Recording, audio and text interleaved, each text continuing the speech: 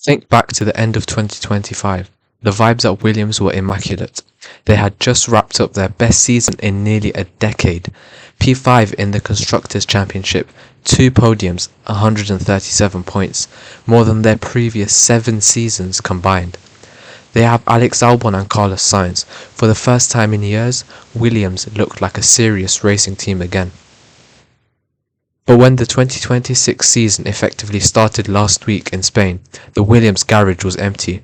Whilst the rest of the grid was racking up mileage at the Barcelona shakedown, the FW48 was nowhere to be seen.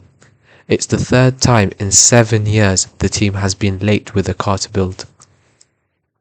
Naturally, the panic button was hit. Is the car broken? Is it unsafe? Is the Vowles revolution falling apart? Well, James Vowles has finally faced the media. He calls the delay incredibly painful, but he insists it wasn't an accident. It was a choice, a high-stakes gamble to trade track time for performance.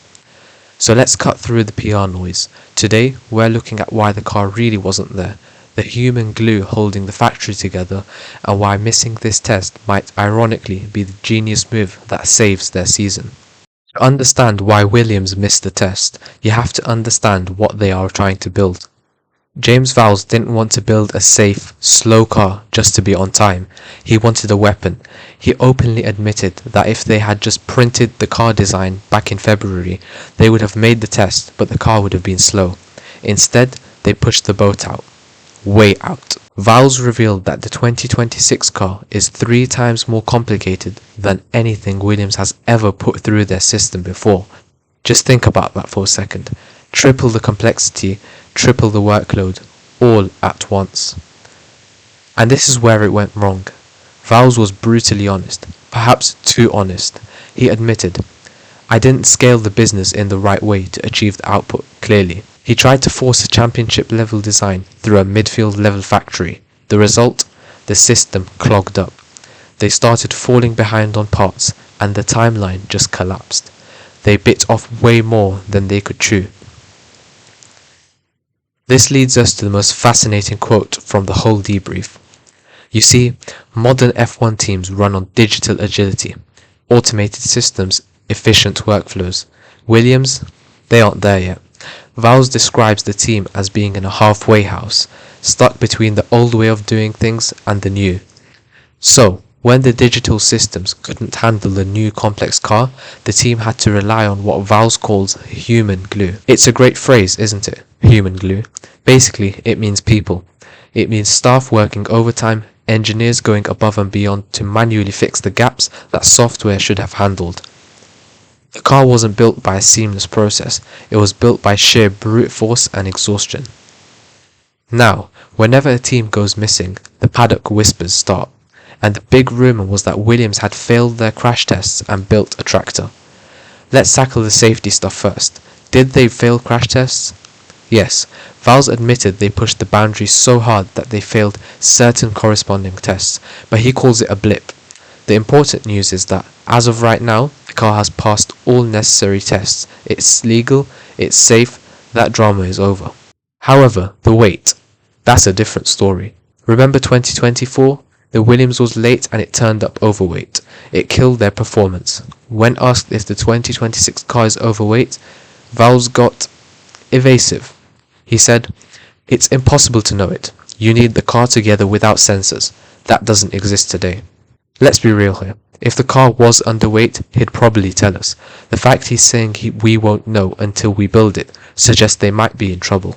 If all this extra complexity has made the car heavy, they're going to be fighting with one hand tied behind their back in Bahrain. So, it looks bad. They missed 2,000 kilometers of running, but Vowles insists that skipping Barcelona was actually the smart play. Why? Spare parts? This is the logic. If Williams had rushed a chassis to Spain, they would have burned through their stock of spares. Vowles said that going to Barcelona would have forced him to turn upside down the impact on spares across Bahrain, Melbourne, and beyond. Imagine this nightmare scenario. You rush to the shakedown, you crash, you break your only spare wing, and suddenly you're missing the actual Grand Prix in Australia.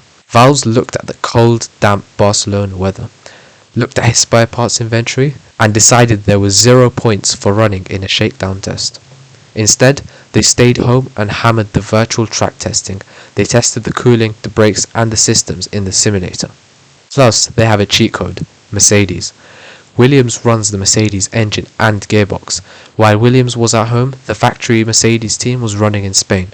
Vowles pointed out, the learning that they're going through will carry over to us.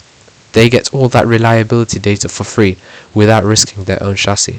So where does that leave us? On one hand, this is the third time in 7 years Williams has been late.